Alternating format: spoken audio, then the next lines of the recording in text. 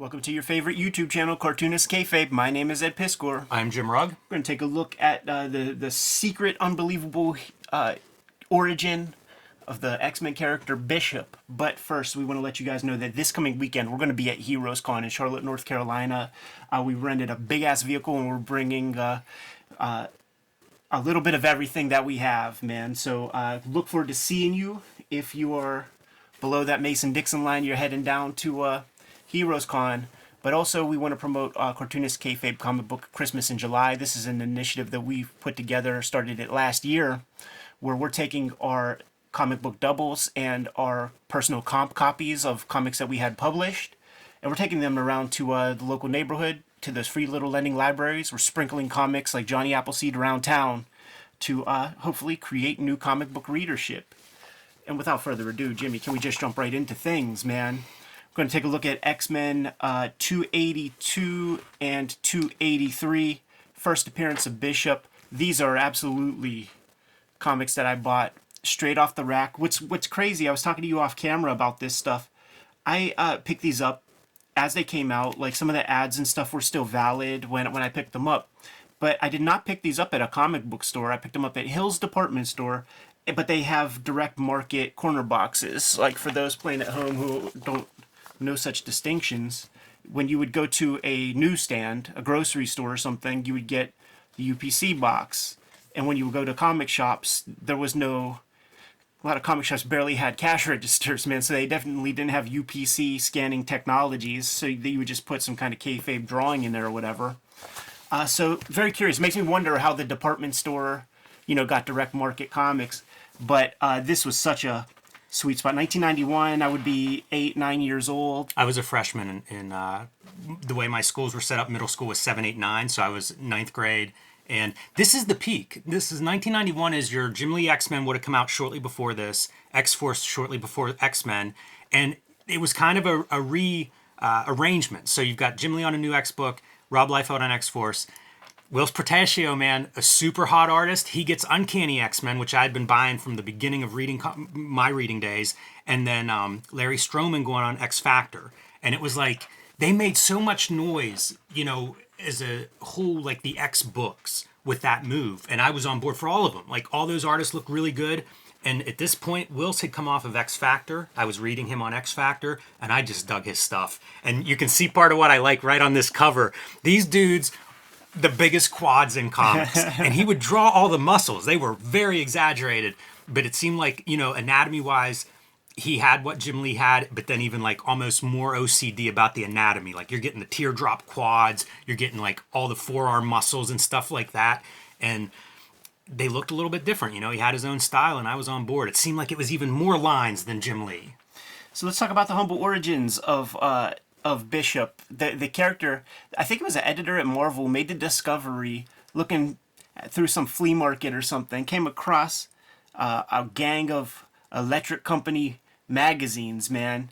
And it's a September 1981 issue of the Electric Company magazine. It has a young Gary Coleman with a choo-choo hat on, a blue shirt with a yellow stripe down the middle, the red kerchief. It's the Bishop outfit. One of the weirdest character design details in history. And it was totally outed. Like, it was discovered that Wills was drawing the costume based on Gary Coleman on the cover of Electric Company. This episode is brought to you by the Cartoonist Kayfabe Patreon. 3 different levels will give you access to our videos early, and at the King Kayfaber level, you'll get access to all of our videos as well as the recording session. These videos are also brought to you by the books that we make, and we've got a big year ahead. Coming up from Ed Piscor is the Hip Hop Family Tree Omnibus. You see it on screen, gold foil. This is going to be the beautiful book of the season. 500 plus pages, including all of the Hip Hop Family Tree comic, plus 140 extra pages just for the Omnibus. Pre-order that one today. There's also a big collection of X-Men Grand Design, all 3 of the Grand Design X-Men volumes in one convenient location. That'll be out before the end of the year, perfect as a holiday gift. And the final season of Red Room, Crypto Killers. Issue 1 is already out. Issue 2 on the right here, coming very soon. An entire series, every issue self-contained. The perfect jump-on spot for new readers or longtime Red Room fans. My next book is Street Angel Princess of Poverty, coming out later this year from Image Comics, the homeless ninja on a skateboard. This collects all of the Street Angel comics that are not in Street Angel Deadliest Girl Alive. Also available and back in print from Image Comics. Hulk Grand Design, oversized fluorescent green Treasury Edition now available, and the first young adult graphic novel, The Plain Janes. And my latest comic book, True Crime Funnies, self-published, written and drawn by me, featuring 3 nonfiction short stories, available now on my website. And now back to the video. The hair and all that stuff, that actually comes from Larry Stroman. He was walking around, Larry Stroman was looking like Doughboy from Boys in the Hood, the Ice Cube character, man, with that Jerry Crow mullet. They pushed the severity of that Jerry Crow mullet to the extremes. It's damn near Shawn Michaels level of mullet in these 1991 era comics. Even then, the mullet wasn't that cool in my neighborhood. When you talk about comics peak, I absolutely concur, because I was already a lifer in comics, even at 9. Man, I was grabbing them for at least 5 years at that point. No kayfabe. But this was the period where I actually could talk to people about comics a little bit. Like, there were dudes that I went to school with that really responded to this, man. My homeboy Deontay Giles, shouts to him. He was born on the exact same day as me. Our moms were like in adjacent hospital rooms, and he lived just a couple doors up the street. We would grab these comics freaking religiously, and black dude gravitated to Bishop. In this comic, he's a bad motherfucker.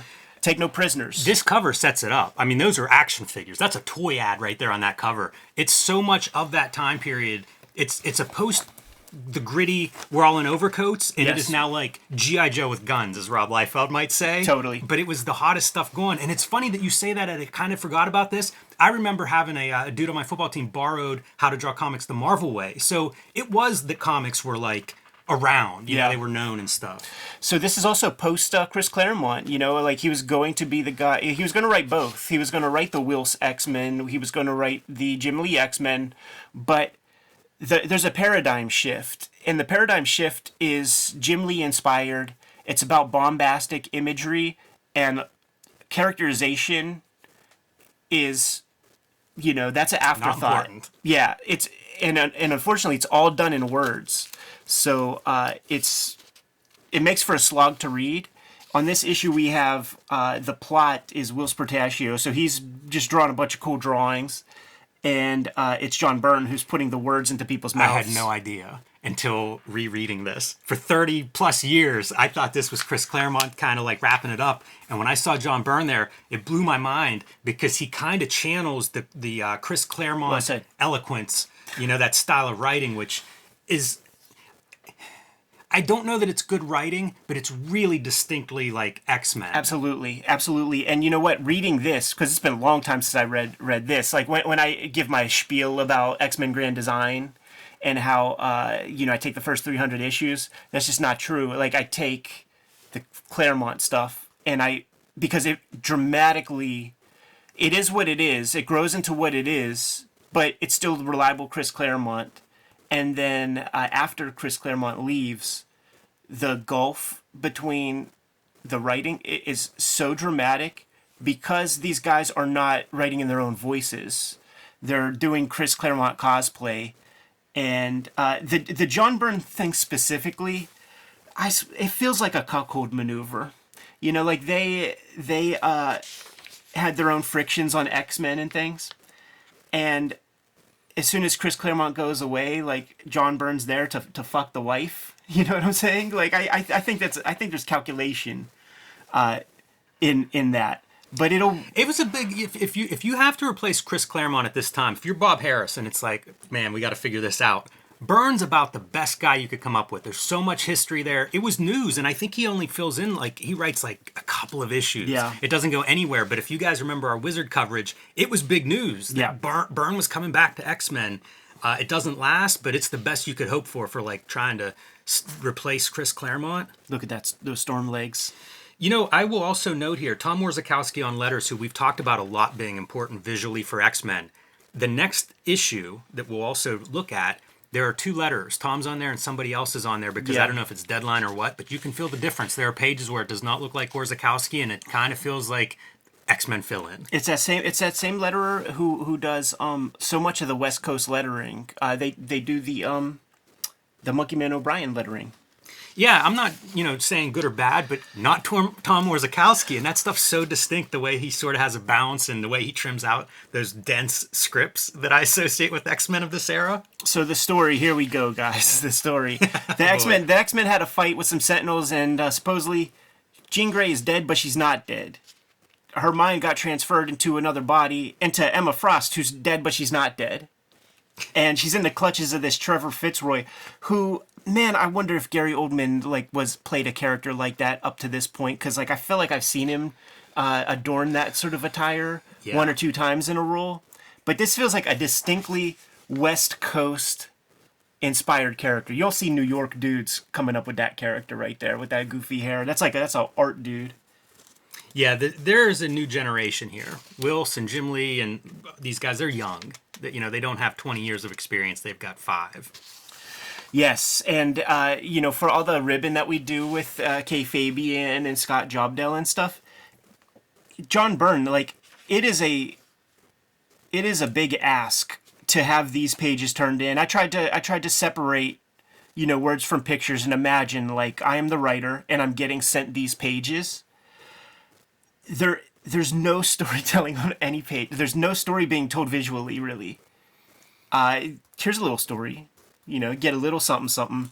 But the lack of clarity is tremendous. So now John Byrne has to create a patchwork to kind of have some congruity. It's so funny. They end up with a Sentinel's head that the X-Men kind of destroy, and that's what they're trying to get information out of this head. Right. Tap the information out of there. This Trevor Fitzroy guy, he's got a power, and the power is to create these portals. Turns out the portals only go one way. But the X-Men gleaned enough information that they know that they need to go to this joint to retrieve the body of Emma Frost to hopefully siphon the Jean Grey brain out. What a cool looking page. Boy, might be the coolest Professor X look you've ever seen, combined with that big two-thirds splash of the jet. That's a pretty good looking page. That freaking jet, man. Such an albatross. Oh, I wouldn't want to draw that. Yeah, this Trevor Fitzroy, I don't remember too much about him. I don't know if he's just kind of around for this storyline or what. Pretty much. But really making a move here. Taking over the Hellfire Club and, being a bad guy. Being the classic kind of big personality bad guy. Look at these Ziggy Stardust villains. That shit is so whack. What future are these dudes coming from? Which is what he's bringing through those portals, by the way. That's not just a portal to another dimension, but a time travel portal. So he's bringing in these, I guess, bad guys, outlaws from the future to... some homies. Make his move by, it's Terminator. He's going to go back in the past and take over. That time paradox stuff is so tough. Yeah. When you start to think about it for any little bit, it's impossible. So, here we go, man. We got Wills on the docket, and even as a kid, I recognized that this isn't quite Jim Lee. That's a crazy neck on Archangel, and it just doesn't have that exact level of dynamism. Yeah, there's a roughness to it. I think his anatomy is sound, but there's a roughness to it where Jim Lee is so smooth with the way he's able to do the heroic kind of poses. Heck of a craftsman, and that was the benefit that Jim Lee brought to his studio. And if you go on Jim Lee's Twitter or Twitch, his drawing sessions, he codifies his drawing style. He tells you, what's up, man? You missing your little center spread ad pieces? Maybe this was just direct market.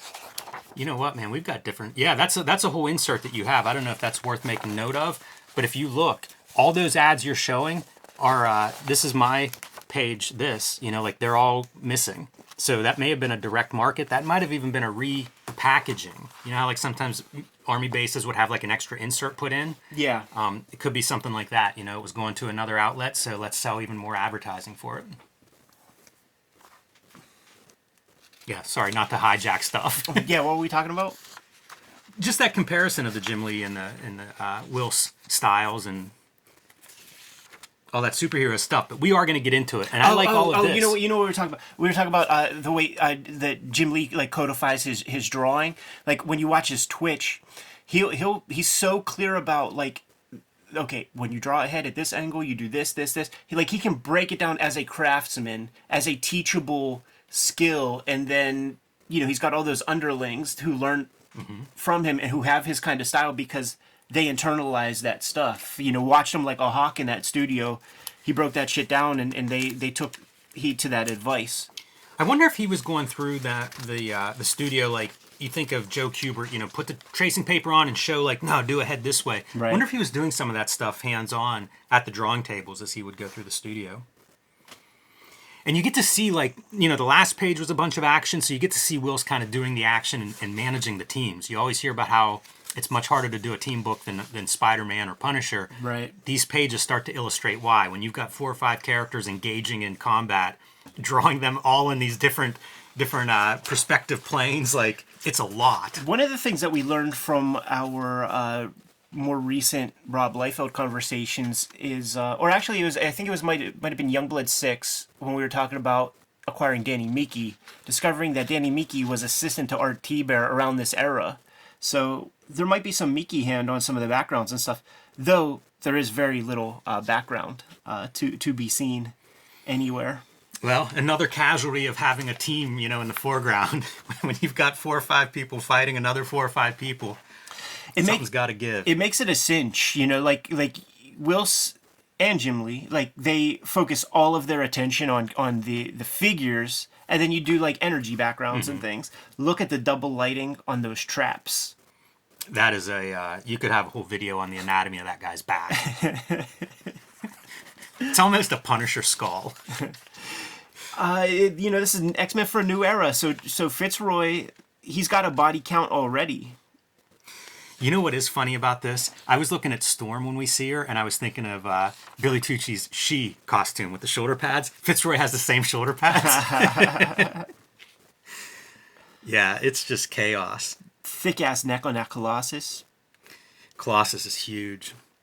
Some of this stuff at times I think does look rushed, and it makes me wonder if there are studio hands involved. Because I think Wills and Jim Lee may be studio mates at this point. I'm not sure about that, but I have a feeling they are. Yeah, it started off with Wilson, Scott Williams had the studio, and then Lee comes in later, and then Silvestri comes in after that. Yeah, whenever you hear like inkers that have assistants and stuff, it makes me think if you're running a studio, you probably have an assistant or 2 floating around there, maybe several that come and go. So here it is, man. This is the intro to Bishop, and at this time, I was already groomed for new characters. Rob Liefeld groomed me for new characters, man. Like Cable came out, Deadpool came out. When I saw this, even this front thing was like I was buying X-Men anyway, but it's like okay, we got some new customers in town here, and they got the X, right? So this is future X-Men. Yeah, so many questions there, and he shows up. He doesn't show up, but his voice shows up on the page before, where he's like, "Grab him! I want young Fitzroy alive." And you get the close up of Fitzroy's face turning, going, "No, it can't be," and just fear on his face. It's such a good setup. Like that whole page is the setup for, oh shit, who is this guy coming through? And like you say, with the X-Men costume, you got everything you need there to sell me the next issue. Yeah, totally. And it's funny because like when we were figuring out, okay, let's do this week's books, blah blah blah, and like this is the image that came to your mind, like, oh, dude, we should do X-Men 282, First Appearance of Bishop. But he only shows up on that one page. But this is such an iconic image. This is the true kind of first appearance, and it's a pretty bad cover in terms of selling this new character. It's just 2 characters looking at each other having an argument. Yeah, I'd be curious about how they got to that point. We always see like cover roughs. Yeah. And who knows how busy everyone is if you're doing full cover roughs. But it's a pretty important issue. Right. I'd be curious to see what those covers look like. That said, I actually love Bishop's forearm and arm there. And it's a Whilce Portacio ink job on this cover, which is a little bit different. He goes into the black a little bit more than a lot of the inkers that will work his. And I like his inks for that reason. Me too. He allows for a little bit more humanity in that line. Like it's like Art T-Bear's trying to do his best Scott Williams. And Scott Williams is known for that precision. I describe it as plastic almost. but Whilst will allow some organic matter to show up. So now we have our future X-Men. They got the M on the I. That M on the I has been established from Days of Future Past. So you see that if you're a longtime X-Men fan, you're like, oh shit, they're from Days of Future Past era. Like, is he a narc? That's the other thing that character set up like is a policeman. Yeah. But also, he's take no prisoners. So, like, he's very willing to kill some dudes, and that's where the X-Men have to step in and say, chill that noise. Right. That is a ridiculously like provocative kind of pose. Blur. Yeah, it's the test of strength. Hulk Hogan, Ultimate Warrior, when Warrior's down on his knees. You ever see that animated GIF right in the middle of the ring? The speed lines, man, they look good, and they're far more easier to do than a bunch of perspective buildings and things. Yeah, they don't bother me at all. The characters pop in front of them. I don't know if you had a detailed background of a blown up lab or whatever they're in, if that would have been better. You know what I mean? It is a trope of Whilst Portacio. Mm-hmm. We just seen 4 or 5 of them in a row. It might have been something I liked about him too at the time. Yeah. I mean, that was the one thing that I could crib. I had this. I had this portable.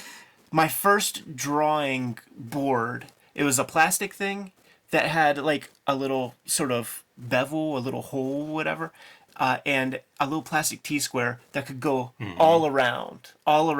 So I had a triangle, and that was something that I could mimic. Yeah, it's good. This is a pretty badass panel. I feel like he's really leaning in there in a way that projects forward. Yeah. And then you get splatter effects. So tip of the cap to the inker on that job. Totally. And that is something that Whilst would bring to his work. Like when we looked at some of those X-Men issues that had a little homage hand in it, and there were Whilst pages, and there were, other dudes' pages. And you could tell the Whilst stuff because it'll have that kind of messiness. And look at, like, Colossus just gives him that little bitch slap. Yeah. Like, on a scale of 1 to 10, he hits him with like a 2. That is one. I've heard freelancers who did Marvel work who were like told that's not how we throw a punch in a Marvel comic, and I feel like this is one that wouldn't pass mustard. Right, but it's storytelling. It's like Colossus is so strong that you ain't getting a big one from me, and it's enough to like crack his head into a wall like that. Right, which you'd imagine the back of his skull's caved in unless he's got some metal skull or something a la Wolverine. This issue I was reading it this week, and I'm like, man, this is dumb. What happens here? Because here you go, X-Men, right? And it's like Bishop meeting the X-Men of this time period. Huge, the biggest thing possible. This is us time traveling and meeting Jack Kirby, right, in his prime, sitting at his drawing table. So he's justifiably excited about this. But we're going to see how that turns out. Right. And that's the part where I start to go, wait a minute, did I miss a page? Yeah. This is like the total cartoon thing, too, where you got to call each one out by name. Right. And show them off. But it's all on Angel. You're not Angel. Angel doesn't look like that in my time frame. It's a trick. Yeah, and I feel like, pump the brakes, Bishop. Maybe this is a different X-Men that dies in the next mission, and so you just don't remember him. Right. But by the way, you've got Storm and Iceman and Colossus here. 3 out of 4 ain't bad. Like, what are you doing? You know what I'm going to do? I'm going to kill all of you now because I've decided you're not X-Men based on he's concussed from flying into the wall is the only explanation that you can apply to this. Otherwise, he's the dumbest character in the history of comics. Pretty thin. Now, look at both of these pages. Look at these faces. It looks like almost like a Dan Panosian on the brow. There's some different hands. It doesn't feel 100% Whilst to me. Yeah, it makes you wonder, like, what happens if it was a, sometimes you'll have a pose where it's like, I just can't get this down angle or I can't get this detail. And you wonder if you're working in a studio, if the guy next to you is like, yeah, just do it like this. Right. And you get that little bit of extra, a little bit of somebody else weighing in. His Iceman was instructive for drawing the figure to me, the way that he sold the forehead piece, because it made me understand the marks that Jim Lee would make on the Wolverine brow. Mm-hmm. Maybe understand that a little bit more, because it's one of those things you just don't quite think about until you have to draw a bald head looking down or up. And he would draw these long faces like on Storm there. Yeah. And I remember there was a girl I went to high school with who had the Whilce Portatio woman's face. The equine features. And it was, I wouldn't even go that far. It wasn't unattractive, but it felt so much like his kind of subtleties. And I would see everybody. Like there was a Liefeld person I knew that was like, that's a Liefeld face. I knew a Liefeld, man. It had eyes real far apart. Yeah, the one you don't want to see is like the Charles Burns El Borba face. Right. The big baby. Yes. This is such a ridiculous panel. This is these 3 new badasses unloading, and they're just standing there so stiff. Bishop's just pointing. He's Right. like, call on me, teacher. It's that thing that Rob Liefeld was talking about, like temple touchers. They're all temple touchers. Right. Storm comes off badass, though, in that next Yeah, page. she's a leader. You know, she is the leader of, you know how there was like blue team, gold team? Also the most iconic shirts of the era, by the way. This is the shit where like Todd McFarlane's like, you know what, I'm going to go form Image Comics because you won't give me a copy. That's what he would call it. You won't give me a copy of that t-shirt. Boy, even as an ad, like, it's such a cruddy, like the sweatshirt drawing. Totally. It's so crummy. And just think of like the design, like they're really milking Yeah, they the are. McFarlane art because like that ain't nothing special. Yeah. Also, I hate silk screens on the back. Oh, yeah? Yeah, I'm not a fan of silk screen on the back. All right, so we retrieved our bodies. We have our Jean Grey, we have our Emma Frost, and their minds are switched around. So now we gotta get them back into the right bodies. I think this might be the start of the White Queen being a little bit more relaxed, a little bit more subdued, a little bit more on the good side. Yeah, because she's going to be joining them relatively, like 3 years from now, I guess. And she'll be the leader of Generation X. So, That's even sooner than 3 years. That's probably like a 93, might be later. 92, 93. Yeah, it might be a little later, really. So, in true Chris Claremont fashion, you wrap up one story, but then you got to like dangle some threads with the next, and this game master fella is going to be to factor in to that. Yeah, and we're going to end our Bishop appearance here with basically Bishop getting away, Yes. which is great because it sets up all kind of future possibilities of like how are we going to resolve this this super powerful character from the future that looks cool. What's up? What's he gonna do next? Based on Gary Coleman, a mixture of Gary Coleman and Larry Stroman, and you get Bishop, the new X-Men for the 90s. And you know what, man? We were on board for that stuff. Yeah, 100%. There's a letter in the back by a Gerardo Alagian from the Philippines, and I think it's Jerry. Yeah, absolutely, man. He showed up in Wizard fan art. I think he passed a few years ago, but a cartoonist. Did some work in the industry, indies and mainstream, I think. Look at all this stuff, man.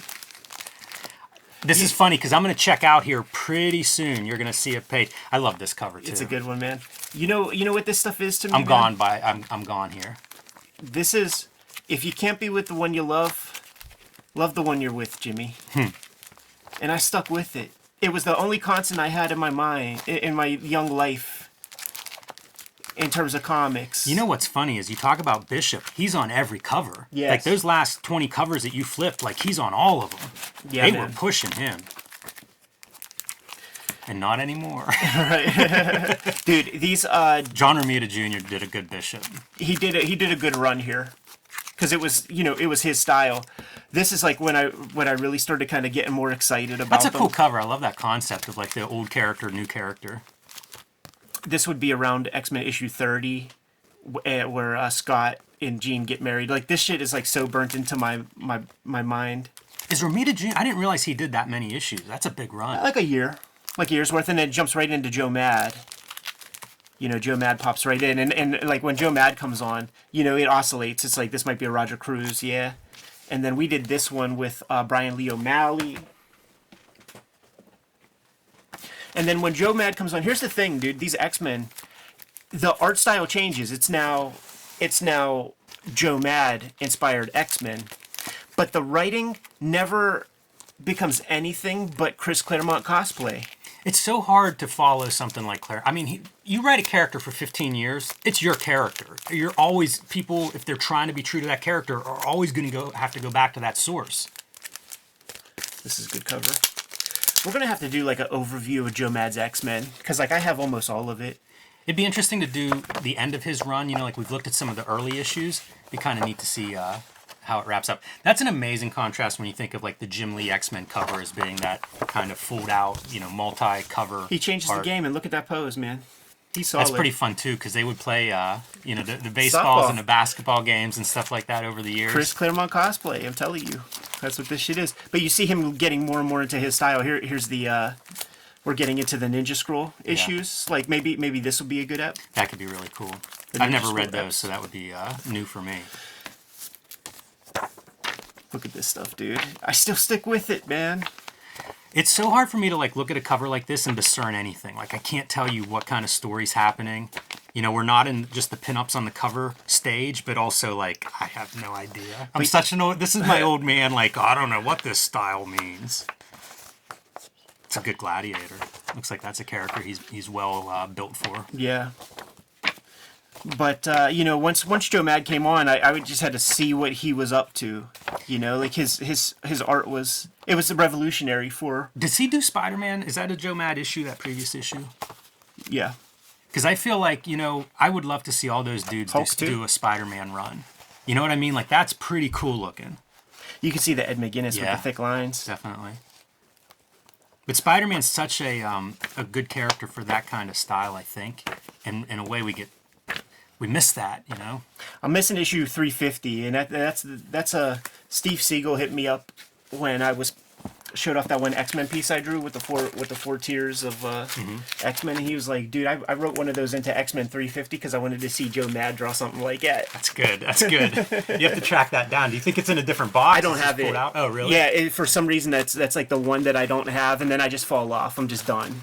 He probably goes right to Battle Chasers after that. But there it is, man. Secret Origins of the Bishop character. Yeah, it's pretty good. Good to go, Jimmy? I am. Kayfabers, like, follow, subscribe to the YouTube channel, hit the bell so that we can notify you when new vids are available. We have a Patreon, and the King Kayfabers on our Patreon are able to check out our videos before anybody else. They're watching us live stream this broadcast.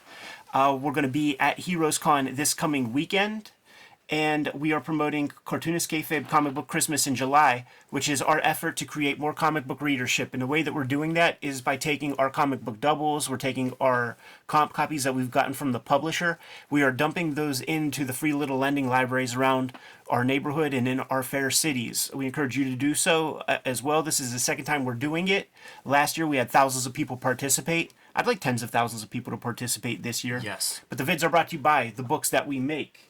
Jimmy, tell the people what you got going on. Hulk Grand Design, The Plain Janes, and Street Angel Deadliest Girl Alive are all of my books that are in print right now. Street Angel Princess of Poverty is my next Image Comics release. That'll be collecting all the Street Angel comics that are not in Deadliest Girl Alive. And my next comic, True Crime Funnies, featuring some short nonfiction stories that I've done recently. That's going to debut at Heroes Con, and details on how you can get a copy if you don't make it to Heroes Con are coming soon. Look for those next week. And you can join me on patreon.com/JimRugg, where you can read some of these comics that I have been doing recently. The Hip Hop Family Tree Omnibus is coming to you sooner than later. It is off to the presses, man. Going to be here in time for the holidays. We're collecting the 4 volumes of Hip Hop Family Tree into one volume. This is the spine. There is going to be 140 pages of extras that are not in those first 4 volumes, including a bunch of artwork that I've made exclusively for this edition. You see that gold foil, man? Look at that. That's sexy stuff. The canaries are gleaming. Lots of stuff going on this year. The other big holiday effort is X-Men Grand Design Trilogy is going to be coming to you this holiday season, where we're taking all 3 volumes of my X-Men Grand Design comic, putting it into one trade paperback, and going to make it available to you in time for the holiday season. The comics that are on the racks right now coming out are Red Room Crypto Killers. One is out right now. There are 2 trade paperbacks out there of the previous seasons. Issue 2 of Red Room Crypto Killers is going to come to your local comic shop sooner than later. And the final order cutoff for issue 3 of Crypto Killers is going to be Monday as of the release of this video. But lots of stuff going on this year. Jimmy, tell the people what else we have going on. Subscribe to the Cartoonist Kayfabe newsletter at the links below this video. You can also find Cartoonist Kayfabe t-shirts, merchandise, hats, fanny packs, mugs, stickers, and more at our spread shop. That link is also under this video. All great ways to support the Cartoonist Kayfabe channel. Given those marching orders, Jimmy, will be on our way. Read more comics.